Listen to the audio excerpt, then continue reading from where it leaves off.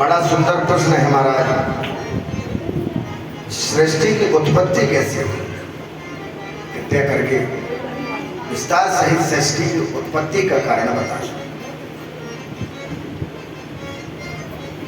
नारद जी ने ब्रह्मा से एक प्रश्न किया, यही शौनक जी सूर्य से विध करते हैं।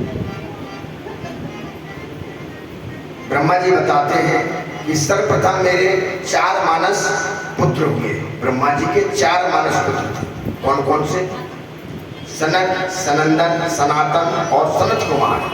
ये ब्रह्मा के 4 मानस पुत्र हैं। उन्होंने सृष्टि विस्तार में मेरा सहयोग नहीं किया, जिससे मुझे क्रोध आ गया और मेरी प्रकृति के साक्षात भगवान ही रुद्र के रूप में प्रकट हो गए। बोलो शंकर भगवान की। तो ब्रह्मा ने मारीचि, अत्रि, अंगिरा, पुलस्त, पुरह, कृतु, भृगु और वशिष्ठ और दक्ष 4 नारद। बोले कौन कौन से महाराज? छाया, कर्दम ऋषि, संकल्प और धर्म। शरीर, ब्रह्मा जी के शरीर के 2 हिस्से हो गए। दक्षिण भाग में मनु हुए और वाम भाग में शत्रुपा जी का जन्म हुआ। बोलो भक्तवत्सल भगवान की। मनु शत्रुपा की 5 संतानें हुई। सृष्टि की उत्पत्ति का कारण बता रहे हैं। मनु शत्रुपा की 5 संतान हुई।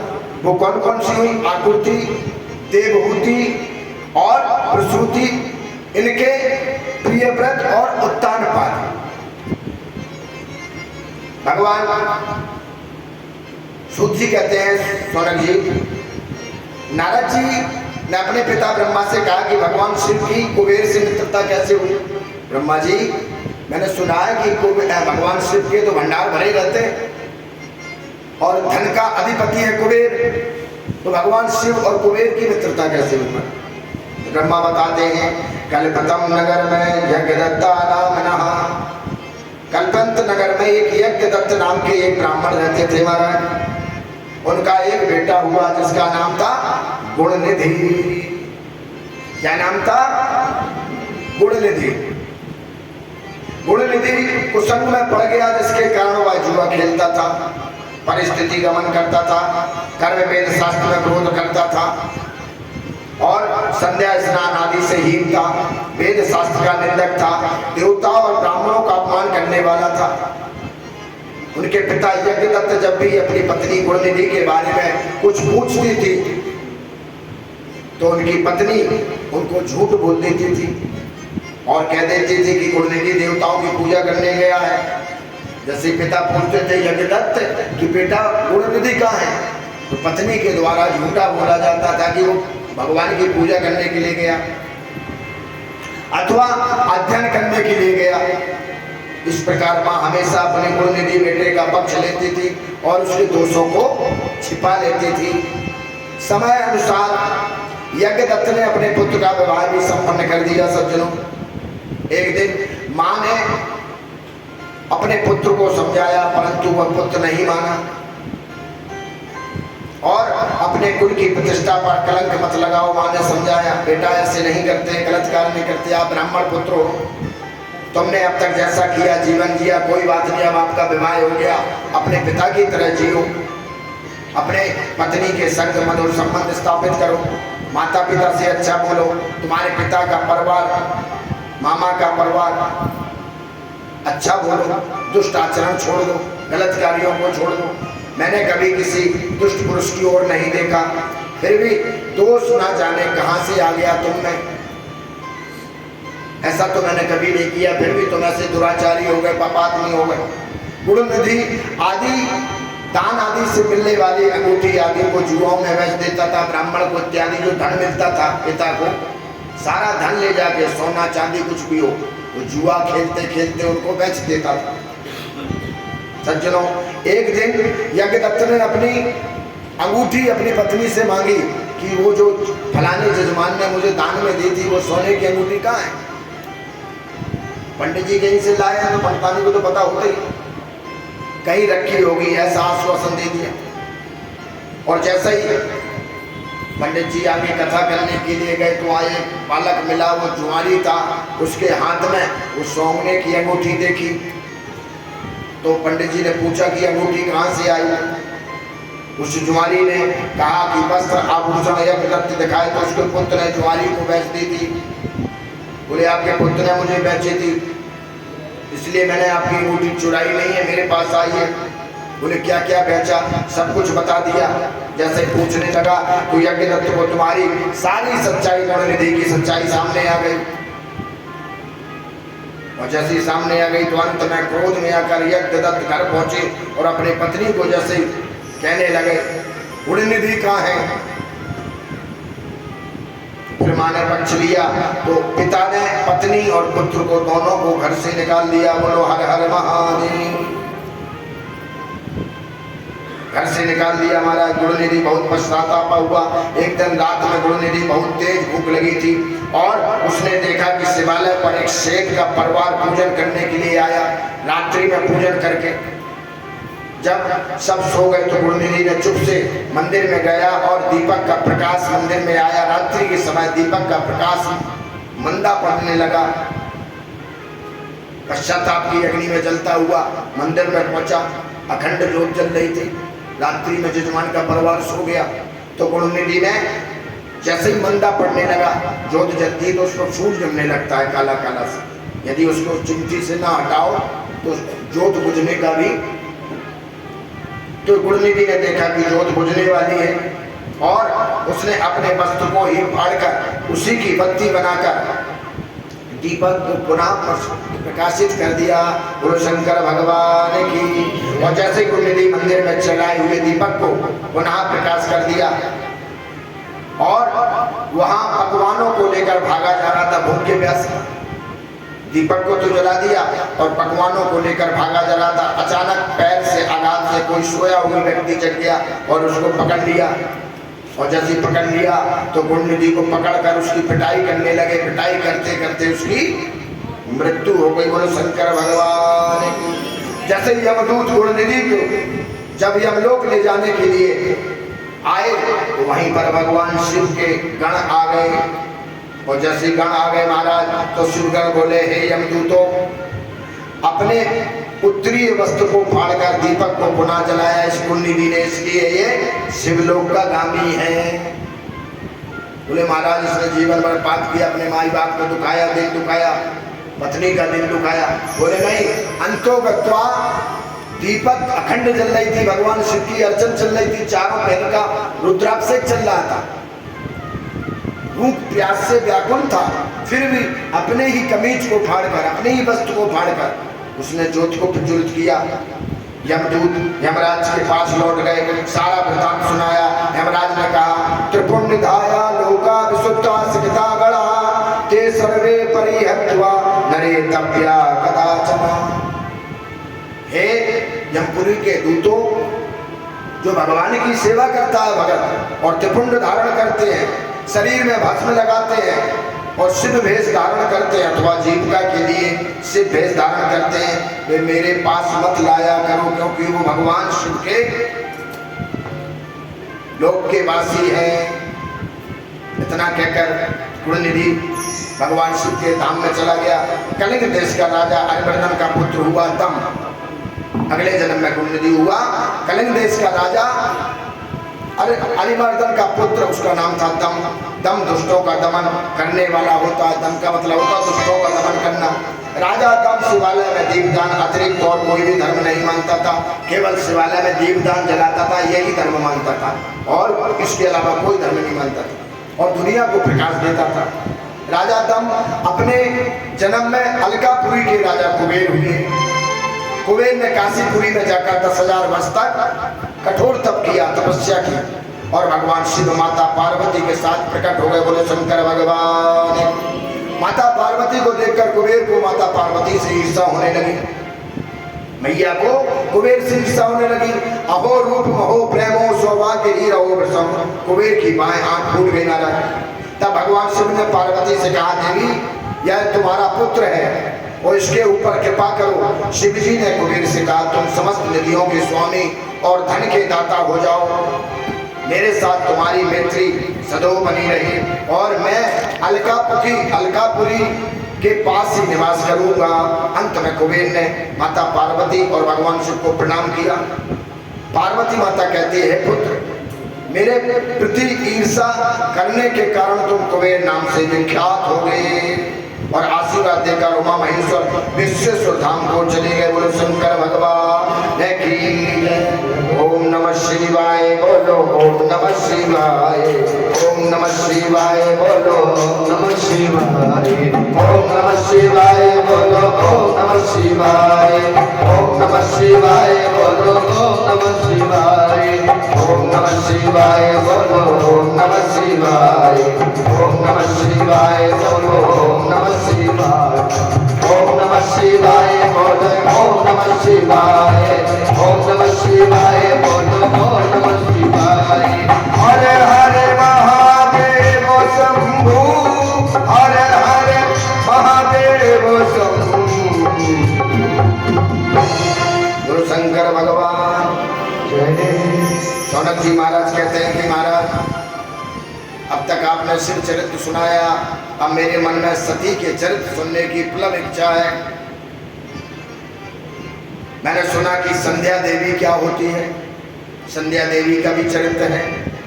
और महारानी सती, दक्ष यज्ञ की सती का देह त्याग हुआ और दक्ष का यज्ञ का विध्वंस क्या हुआ, कृपया करके सब कुछ विस्तार सहित बताना। नारद जी कहते हैं, भगवती सती ने दक्ष यज्ञ में अपने प्राणों की आहुति क्यों दी और हिमाचल पुत्री बनकर कैसे प्रकट हुई। इतने में सुकुमार देह के तप करके उन्होंने भगवान शिव को पति के रूप में कैसे प्राप्त किया, संपूर्ण विस्तार की कथा बताइए वाला। भगवान कहते हैं, अहम वासुदेवो वा स्थानो पुरुषात्मा भविष्यति वसे की मन्यम प्रणयदायक। सज्जनों, एक मुनि श्रेष्ठ नारद, आज आपका जन्म सफल हो गया जो आपने माता सती के पवन चरित्र की जिज्ञासा की है। ब्रह्मा जी कहते हैं, एक समय की बात है, मेरे द्वारा संध्या का प्राकट्य हुआ और संयोग से उसी बस मैंने कामदेव को भी प्रकट किया। कामदेव पुष्प का धनुष और पंचबाण धारण किए हुए थे, प्रकट हो गए और उस पुरुष के सुंदर स्वरूप को देखकर मेरे सब पुत्र में विकार आ गया।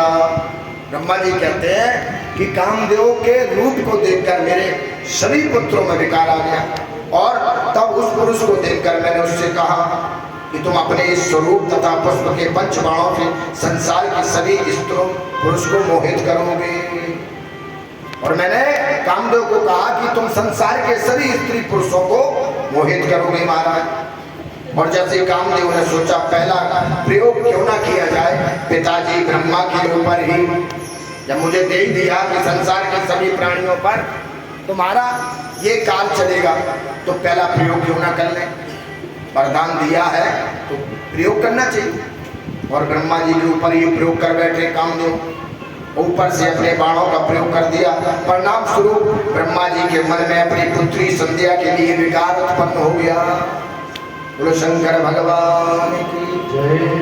जब कामदेव ने जब मानस पुत्रों सहित ब्रह्मा जी के मन में भी विकार उत्पन्न कर दिया तब संतुष्ट हो गया, किंतु उसी समय ब्रह्मा जी ने पुत्र धर्म में अपने पिता तथा भाइयों की यह दशा देखकर भगवान शिव का स्मरण किया।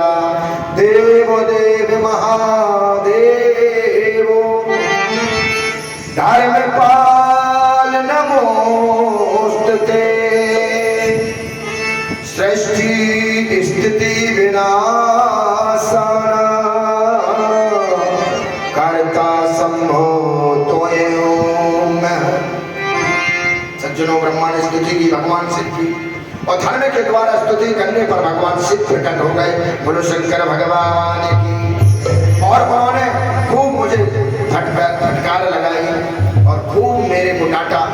शिव जी ने ब्रह्मा जी को डांटा, तब मैं मुझे शिव जी की ईर्षा होने लगी। ब्रह्मा जी को शिव से ईर्षा, जैसे डांटा। ब्रह्मा जी कैसी बात है। ब्रह्मा जी कहते हैं कि मैं बेकार मस्त हुआ था, दोष नहीं है, कामदेव का दोष है, किंतु फटकार मुझे सुननी पड़ी। मैं भी विकारग्रस्त करके मानूंगा। तब मैंने शक्ति की उपासना करके उन्हें प्रसन्न किया और शिव जी को मोहित करने के लिए अपने ही पुत्र दक्ष की अश्विनी नामक पत्नी के गर्भ में उत्पन्न कर दिया। बोलो भगवान शिव की जय।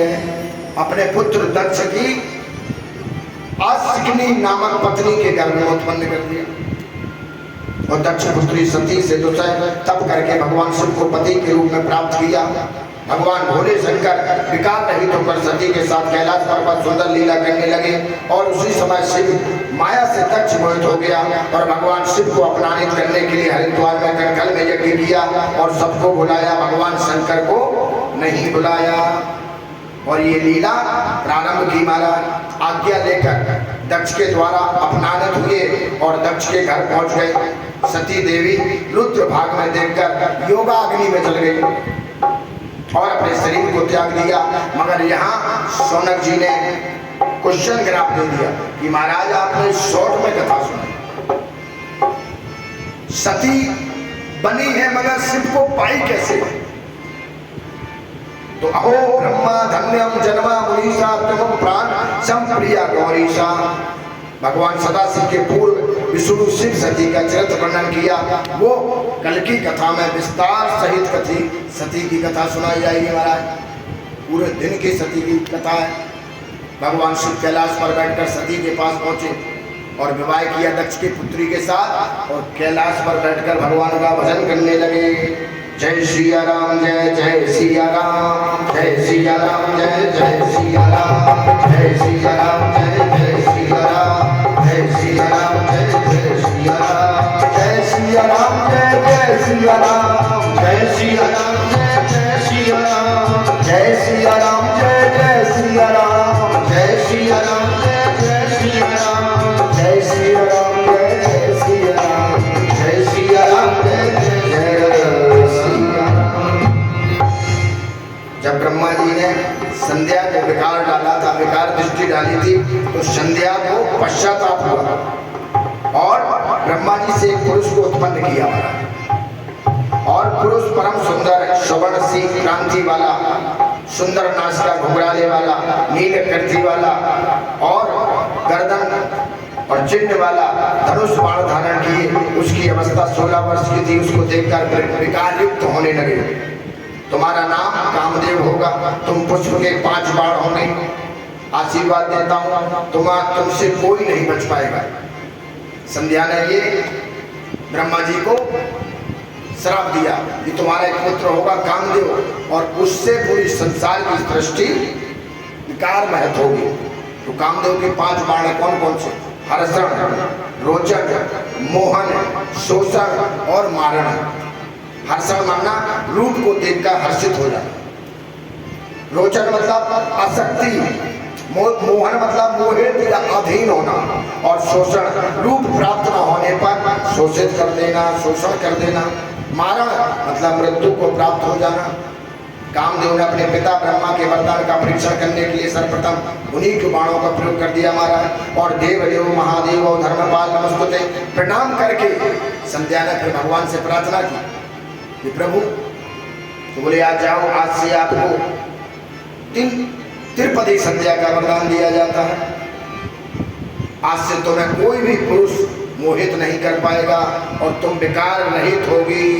भगवान शिव की शरण में गई और संध्या को वरदान मिला कि सुबह, मध्यम और सायंकाल तुम संध्या करती रहोगी। विकार मुक्त पुरुष आकर तुम्हारी शरण में आएगा और माता का रूप तुम्हें दर्जा देगा और अपनी कामना के लिए तुम्हारी शरण में बैठ के भगवान की उपासना करेगा। तो वही संध्या कलयुग में ये संध्या बन गई महाराज। प्रथम दिवस की संध्या, मध्यम काल की संध्या और रात्रि में जो 7 बजे भगवान ब्राह्मण के द्वारा पूजा अर्चना होती, ये संध्या ये भगवान शिव के द्वारा उसने प्राप्त किया। और प्राप्त करने के बाद संध्या भगवान का भजन करने लगी और ब्रह्मा इत्यादि भी ऋषि उनसे मोहित न होकर उनकी शरण में आ गए और सभी की भगवान की शरण में पहुंचते शिव ने विकार रूप लेकर कैलाश पर्वत पर बैठकर भगवान का ध्यान करने लगे। कल की कथा के बारे में संपूर्ण सती चरित्र, सती कैसे बनी, मृत्यु को प्राप्त होने के बाद पार्वती कैसे बनी और शिव को किस रूप से पाया, किसके द्वारा पाया, तो विस्तार सहित कथा सुनाई जाएगी 4 बजे से 7 बजे तक। आइए भगवान शिव के साथ में भगवान की शरण में चलते हैं और यही कहते हैं, बोलो शंकर भगवान की जय। कृष्ण नाम का प्याला पिएगा कोई दिल वाला।